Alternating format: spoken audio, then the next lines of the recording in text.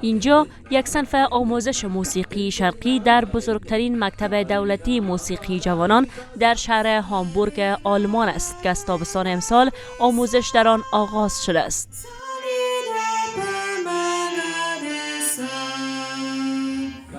دانش آموزان موسیقی شرقی در این صنف آلمانی، ایرانی و افغان هستند. از استاد الیاس شحنا یاد گرفتیم و یاد گرفته رفته هستیم و خوش هستیم. بسیار یک موقعیت خوب است برای افغان‌ها در اینجا. الیاس شحنا آوازخوان کشور نیز از آموزگاران این صنف است. پیش از این در این مکتب تنها موسیقی غربی آموزش داده میشد. حدود 6 ماه است که من اونجا تدریس میکنم.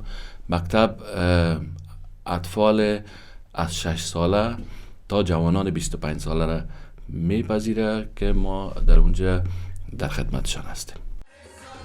مدیر این مکتب میگوید که شمار دانش آموزان در صنف موسیقی شرقی هر روز افزایش می‌یابد. برای ما جای خوشی و افتخار است که با همکاری آقای الیاس شحنا در مکتب دولتی موسیقی شهری هامبورگ صنف‌های موسیقی افغانی ایجاد کردیم. علاقه‌مندی به این کورس افزوده شده است و ما شاهد این هستیم که با گذشت هر هفته دانش آموزان تازه به اداره مکتب مراجعه می‌کنند و شامل صنف‌های درسی ما می‌شوند. امیدوار هستیم که درس‌های این مکتب به خوبی ادامه پیدا بکنه تا اینکه افغانایی که در اینجا کلان شدن و تولد شدن با فرهنگشان، با موسیقی مردمشان و فرهنگشان و کشورشان آشنایی پیدا بکنه.